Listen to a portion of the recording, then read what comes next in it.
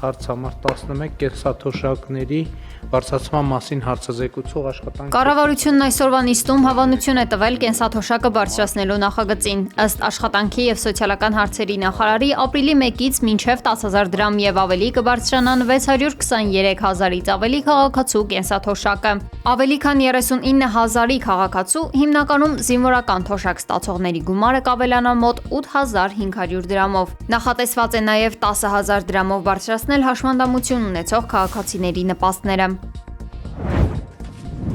Այսօր սպարապետ Վազգեն Սարգսյանի ծննդյան օրն է, նա կդառնար 67 տարեկան։ Առավոտյան Եռաբլուրում սպարապետի հիշատակը հարգելու են բարձրացել Երկրապահ կամավորականների միության անդամները, ծաղիկներ խոնարել Վազգեն Սարգսյանի շիրիմին։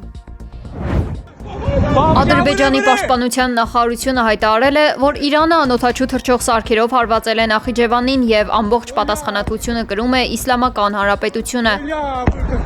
Մեկ անօդաչու թռչող սարք բախվել է օդանավակայանի տերմինալի շենքին, իսկ մյուսն ընկել Շեքարաբադ գյուղի դպրոցի մոտակայքում։ Նախնական տեղեկություններով վիրավորվել է 2 քաղաքացի։ Նախարարությունը շեշտել է, որ Ադրբեջանը իրավունք է վերապահում հակահարված հասցնելու։ Այս ամենի ֆոնին Իրանի դեսպանը հրատապ կանչվել է Ադրբեջանի արտաքին գործերի նախարարություն։ Իրանական կողմին կներկայացվի խիստ բողոք։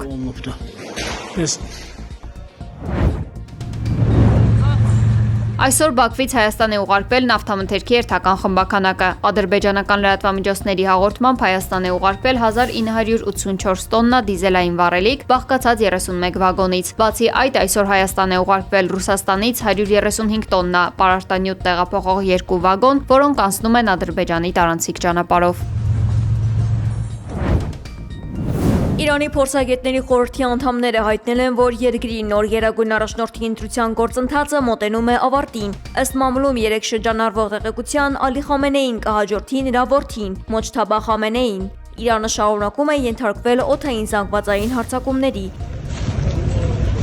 Միայն վերջին հարվածների ընթացքում Իսրայելն ու ԱՄՆ-ն Թեհրանում թիրախավորել են շուրջ 30 ոստիկանական տեղամաս։ Հատկապես ծանր հարվածներ են հասցվել Ջանաթաբադ եւ Իլամ թաղամասերում գտնվող տեղամասերին, ինչպես նաեւ Բանդար Աբաս նավահանգստին, ինչը լուրջ վնասներ է կրել։ Ըստ Reuters-ի, Շրի Լանկայի ափերի մոտ բաց ծովում խորտակվել է իրանական երկրորդ նավը։ Շրի Լանկայի կառավարության խոսնակը հայտարարել է, որ նավը գտնվել է իրենց տնտեսական գոտում։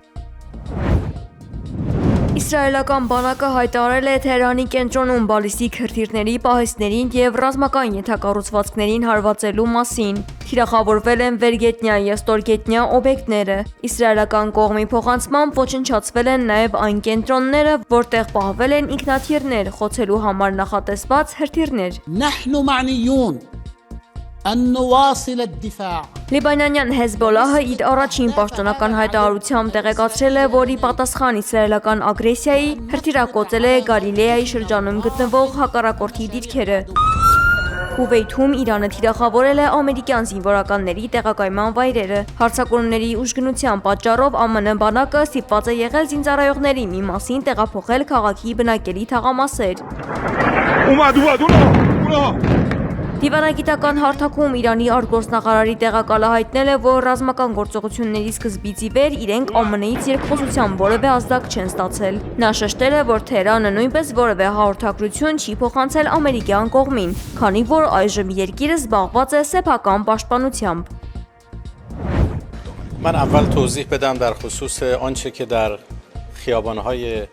Հիշեք իմ խոսքերը, ԱՄՆ-ն դառնորեն կզղջա իր ստեղծած նախադեպի համար, հայտարարել է Իրանի արտգործնախարար Աբաս Արաղչին։ آنچه که در ایران الان میگذره مشابه ԱՄՆ-ն վայրագություն է կատարել ծովում Իրանի ափերից 2000 մղոն հեռավորության վրա։ Դենա ֆրեգատը, որը այցելում էր Հնդկաստանի ռազմածովային ուժերին, մոտ 130 նապաստիներով առանց նախազգուշացման հարձակման է ենթարկվել միջազգային ջրերում։ Շեշտել է նա, 3 ԱՄՆ-ն Շրի Լանկայի հարավային ափերի մոտ խորտակել է իրանական ռազմանավ։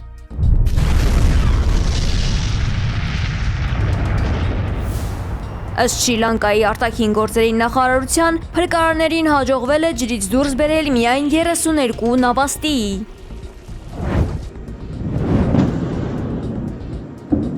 Առավոտյան Իրանը ավելի ինտենսիվ է սկսել հրթիռակոծությունները, սակայն րոպեներ անց իսրայելական պատասխան հարվածները չեն ուշացել։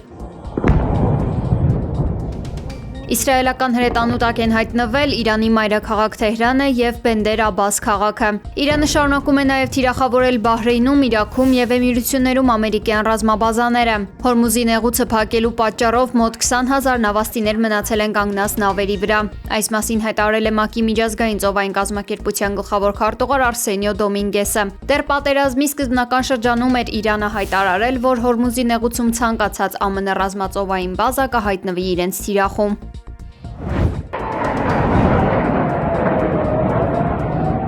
113 ամերիկացի զինվոր է զոհվել Արաբական Միացյալ Էմիրություններում եւ Քուվեյթում ԱՄՆ ռազմաբազաների հրթիռակոծության հետևանքով, եւս 200-ը վիրավորվել են։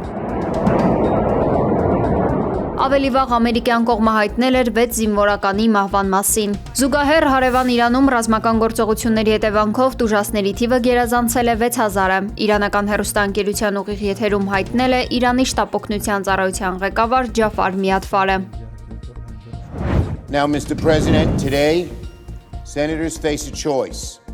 ԱՄՆ Սենատը հրաժարվել է սահմանափակել նախագահ Դոնալդ Թրամփի Իրանի դեմ ռազմական գործողությունների լիազորությունները։ Սա նշանակում է, որ Թրամփը կարող է շարունակել ռազմական արշավը Իրանի դեմ։ Չնայած կար հնարավորություն ստիպելու Սպիտակ տան ղեկավարին հնարավորինս շուտ ավարտել պատերազմը, բայց Սենատը կարելի ասել խոչընդոտ է հանդիսացել։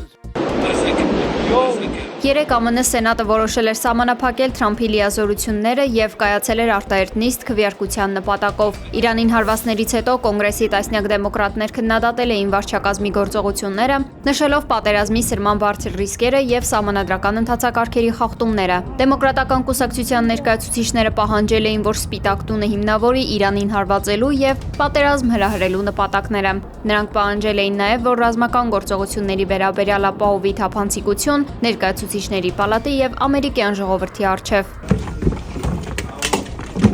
ԱՄՆ ծովային հետևակի վետերան Բրայան Մակգինիսին հեռացրել են Սենատի լսումներից այն բանից հետո, երբ նա իր բողոքն է հայտնել Իրանի դեմ ռազմական գործողություն սկսելու Թրամփի որոշման դեմ։ Մեջբերում ոչ ոք չի ցանկանում կռվել Իսրայելի համար։ Մեջբերման ավարտը։ Այս խոսքերից հետո անվտանգության աշխատակիցներն ուղեկցել են նրան դեպի ելք։ Ինչպես երևում է տեսանյութում, սենատորների խոսքով վետերանը կոտրել է ձեռքը։